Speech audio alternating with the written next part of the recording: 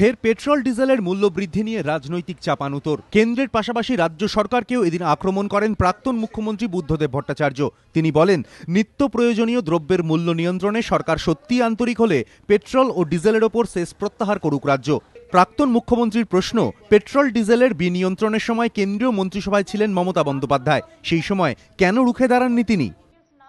Petrol ডিজেলের দাম বেড়েছে, আপনি রাজ্য সরকার যে ট্যাক্সটা নেয়, ট্যাক্সটা ছাড় দিলেন না কেন? আমরা তো দিয়েছিলাম। অসুবিধা হয়েছে আমাদের, যখন বুঝতে পারছি এই ট্যাক্সটা দিলে পেট্রোলের ডিজেলের সত্যি অসুবিধা হবে, আমরা ট্যাক্স ছাড় দিয়ে দিয়েছি। রাজ্য সরকারের ট্যাক্স কষ্ট করেও ছাড় দিয়েছে, কিন্তু এখানে তো সে কথা বলছেনই না। প্রাক্তন মুখ্যমন্ত্রী বুদ্ধদেব ভট্টাচার্যর দাবি, খাদ্যে ভর্তুকি এবং জ্বালানির ওপর নিয়ন্ত্রণ না ফেরালে পরিস্থিতি আরও ঘোরালো হবে। তিনি বলেন, এই মৌলিক প্রশ্নেই আন্দোলন তীব্র করতে হবে বামেদের। বুদ্ধবাবুর অভিযোগ, খাদ্য সুরক্ষা বিল আনা হয়েছে তাড়াহুড়ো করে, এমনকি বিল চূড়ান্ত করার আগে রাজ্য সরকারগুলির সঙ্গে ঠিকমতো আলোচনা করাও হয়নি। তাঁর আশঙ্কা, রাজ্য সরকারের ঘাড়ে বেশি দায় চাপালে পুরো ব্যবস্থাটাই ভেঙে পড়তে পারে।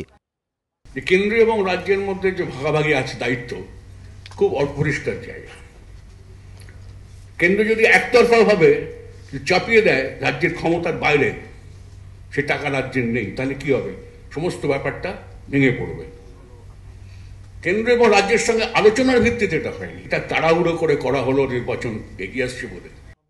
এদিনের সভায় ফ্রন্টের শরিক দলের নেতারা হাজির ছিলেন বিরোধী দলনেতা সূর্যকান্ত মিশ্র।